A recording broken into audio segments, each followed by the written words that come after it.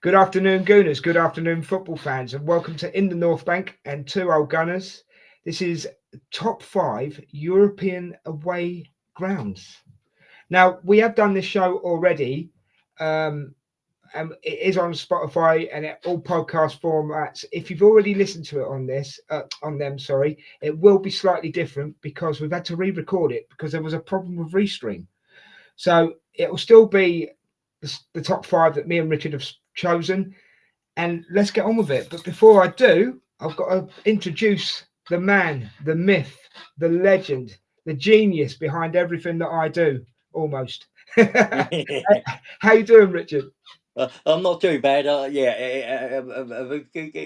Behind some because there are some things I might not want to take credit for. Okay then, but Yeah, I just you, thought I'd chuck yeah, everything in there, mate, and yeah. then you can decide. There are things that I won't take the blame for. Exactly. No, I agree with that. I agree with that. So this is the top five European away grounds, correct? Yes. Yes. Right. Same format as always, mate. Give me your number five, please, boss. Yeah. So most of these I did in the for my holiday, uh, my birthday year. But we're going to start with the Olympia Stadion, built for the 1972 Munich Olympic Games. Bayern have played there for 33 years. The original was called the Stadio was the Grunfelder Stadion. The new one is the Allianz. I went in 11th of March 1989, where they were playing Hamburg, and they won that game 1-0. Cool. So that is your number five, yeah? That is my You've number gone five. for a German ground as your number five. Yes. Okay. Quite Okay. apt as it's Bayern Munich ground and we're playing them tonight. Very true. Yeah, very true. Yeah. Very true. Right. You know me, mate. I've not been to. I've just so the viewers know. I've not been to any of these grounds apart from my number five, right?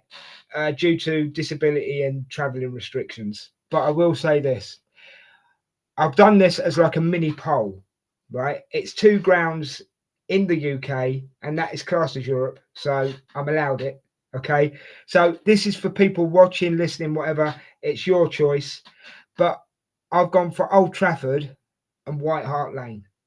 Back in the heyday, though, not now. I mean, it's not White Hart Lane now anyway, but back when it was White Hart Lane, yeah, and Old Trafford back in the day, yeah, because they were well. Old Trafford was always it was the Man United Arsenal rivalry, wasn't it? Yeah, And White Hart Lane, obviously, well, since the weekend, it's also Eze. Do you know what I mean? So yeah, since the weekend, there's always been that rivalry, and even from a 7-year-old boy, the rivalry was always there, and just to go there and beat them there, and to actually win the league there when we did, yeah. We've done it twice now, yeah, haven't we? So was brilliant, was absolutely brilliant. So that there you go, guys. You choose. Put it in the comments. Old Trafford or White Hart Lane, which is the one that you regard in a higher regard than the other. Right, mate. Let's get on to your number four.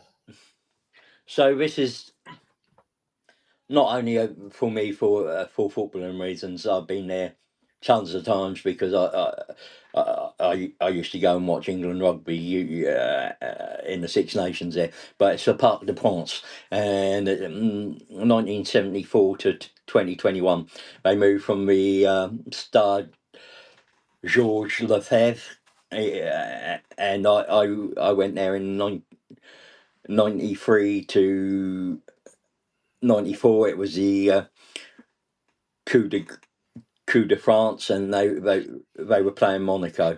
Uh, PSG were playing Monaco that day, and they beat Monaco that day. That must have been an experience for you, mate.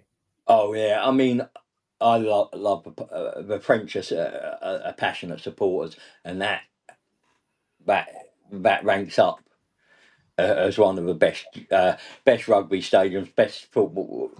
One of the best football stadiums. That's why it's in my list. There's just a few that have sort of taken my breath away. Slightly more.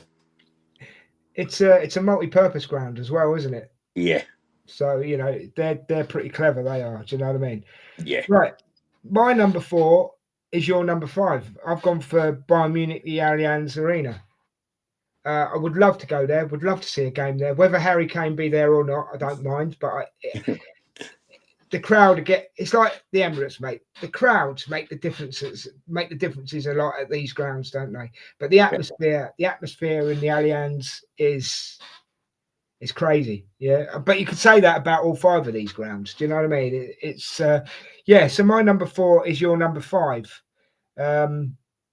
So there we go. We're kind of around the same sort of thing. And don't forget, guys, before we go to Richard's number 3, me and Richard don't know each other's choices. Usually, when we do these shows, we don't know each other's choices until we switch the camera on because we try and keep it a secret from each other. Well, no, we don't try. We actually do keep it a secret from each other, just to surprise each other, or make a conversation where we agree or disagree. So there you go.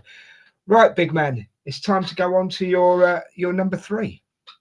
I I went here in November 1989. It's nicknamed La Scala. It's a San Siro. It was built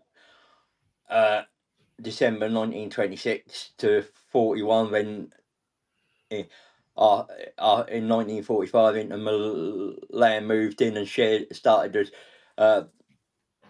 sharing the stadium from 1947. They sort of talked. The initial talks for that was 1945. It didn't actually become a ground share until 1947. I went in, as I said, November 1989. It was to watch Inter versus AC Milan.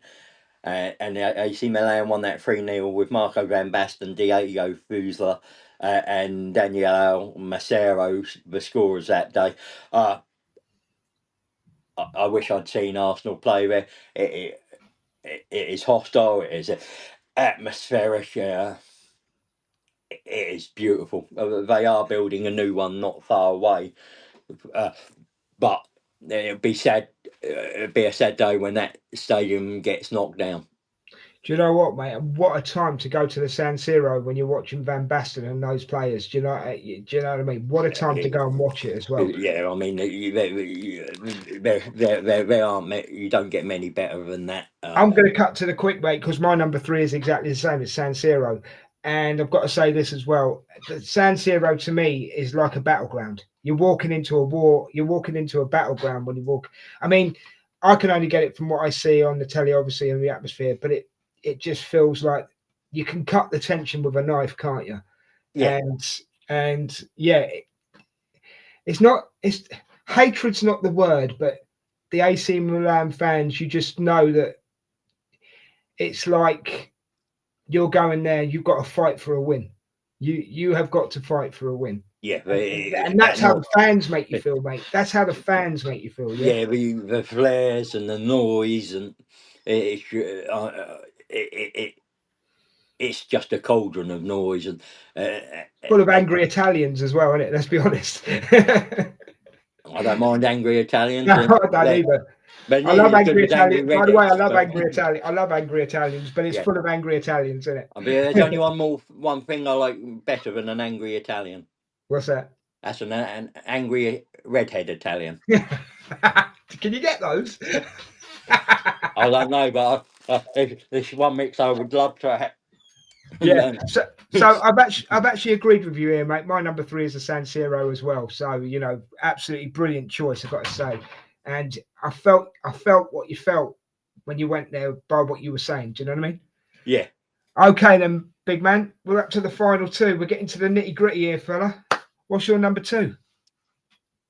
Well, this ground opened in 1957, replacing the club's previous ground, the Camp de la Cour, and that is the Camp Nou. And I went there to watch Barca versus Real Madrid in the Copa del Rey League in 1986. and it ended up a 2-2 draw. I've never seen Arsenal play there, but would do. It's a fantastic old ground, and I didn't put the Bernabeu because I didn't want two Spanish ones in there, and my number one, I think, shades it just for atmosphere alone, and that takes some doing. But I preferred the Camp Nou. I've been to the Bernabeu on the stadium's visit with my old man in '89, and that was fantastic to look around, look at all their trophy rooms and all those European cups and everything. And you can't beat those grounds for atmosphere. Okay. Right. So you went new camp there, didn't you? Yeah, Barcelona's ground. Okay. My number two, I've actually got mine. My last two are obvious, basically, but my number two is the Bernabeu. Just because look at the size of it. I mean, look at it last season when Arsenal played them, and we beat them with the two Declan Rice free kicks. Well done, Deckers. You know, just again, a lot of it comes down to atmosphere. And you look at a ground now, and they draw you in because they're so technical, and they're actually great pieces of architecture. Do you know what yeah, I mean? And yeah, just there's just something about the Bernabeu I like, and it's just a real good ground. I mean, again, these are crazy Spanish people. Do you know what I mean? It's like, but they're they're a different breed, aren't they? The Italians yeah, and the Spanish when it comes to supporting their clubs, you know. And so, yeah, the Bernabeu number two, mate. And yeah, yeah, just would love to go there. Maybe we'll go there one day when I can sort things out. Would love to any of these grounds. I would love to go to it. But like you, I want to see Arsenal play at them. You know what I yeah, mean? That would be so cool. That would be so cool. Right, mate. We are coming to your number one. yeah. For me, because I've actually seen Arsenal play, but my first visit was in the '89. And I watched them play their local rivals, Fenerbahce. It's the Galatasaray ground, known as the Sami Yen Sport Complexity, or now it's been renamed Rams Park. Well, that's But easier. yeah, it's less of a mouthful. Yeah, But yeah. I then revisited in uh, December 2012, where we were playing Galatasaray in the Champions League group stages. We won that one 4-1.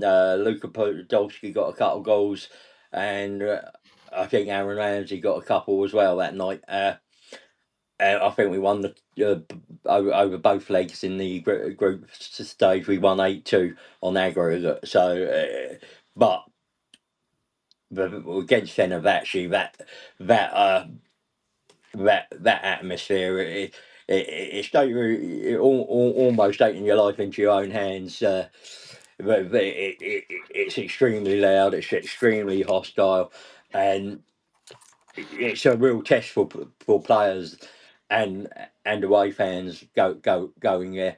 But again, the city. Uh, Itself, they make you so welcome. Yeah, If you're staying over, it's just when you get in and around the stadium and you're around the Galatasaray fans, you definitely know it's almost a lifestyle for them. yeah, yeah. I mean, you know, I said AC Milan was a battleground. So's Galatasaray, isn't it? It's a war Yeah, zone. A war zone in a football sense. Do you know? yeah, Do you know what I mean? Right. So I'm up to my number one, and it's going to be a bit obvious, guys, but I would love to go here. And Henri's played here. Great players like Messi, Neymar, Ronaldinho, you name them, they've all played there, really. You know what I mean? So, I mean, it tells you something. Even Marcus Rashford's playing there now, mate. So, do you know what I mean? I'm not, you know, but anyway, let's give it away. It's the Camp Nou, Barcelona. One, it'll be a great holiday, and two, it's a great ground. And back in the day, Barcelona was the place to go. Do you know what I mean? And that's how I see it. So that's my top five ending with the Camp Nou Barcelona. So are you happy with our top fives, guys? Are you happy with the top fives, Richard? Yeah, I'm happy. Yeah. As I said, mine because I visited a lot of them were my birthday year, Yeah. and a few of them I've seen Arsenal play in, but some of them I've just watched local derbies or teams I wanted just to watch. Yeah, so we've actually, well, we're getting to the end of this one, guys. But before we do go, we've got other shows coming up, hopefully soon. We've got. Oh, I don't know. I'll pull one out of the air, shall I, Rich? We've got world football stadiums coming. Where I mean, Japan have got some great stadiums. Arab Emirates have got some great stadiums. There's great stadiums all over the world, so that's going to be even harder. What other ones have we got coming, Rich? Well, I'll get my list out for you. Oh, please do. Yeah. So we've got. Go to the front of the book. See, it's nice to have a. So we've got unique challenges for the Arsenal fans. We're going to have a look back at the season next week. So far, sort of Oh yeah. a We've got third of that the show way coming up. Yeah. season. We're going to have a lot more of the five. Where you're going to do five most hated referees. I'd like to say loved referees, but whoever loves a referee. Is that possible? Yeah. Right. Yeah. And So we've then got. I suppose you could put Kalina. He'd be one of the most loved Yeah, referees, yeah. wouldn't he? Because he was one of the best referees going, when he? Let's be fair. Yeah. And then there's how to survive match day reactions when results don't go your way. Exactly. And Yeah. I want to just a show you've already done, Rich. People to go back and have a look at the tactics that Arsenal are using this season to try and win the Premier League. Go and have a look at that show, guys. That is absolutely brilliant show. It's how Arsenal. I believe you called it how Arsenal are setting up. Is that right, Rich? Yeah. It's. I mean, we've got them. We're going to be doing quite a few starting 11s based off different things. Yeah. So Yeah. we're going to have an international Arsenal starting 11. So Arsenal players that have played for Arsenal, but based on country. Yeah. One country for each position. We're going to get a couple of crazy Irishmen involved with the show, aren't we? Yeah, and all we've got a top five Irish players, top five Scottish players will be on here. I'm also going to be doing that on another platform about see Ashburton Grove. You might remember Mark from in the North Bank, but he'll be doing. I'll be doing one with him, and There you but go, guys.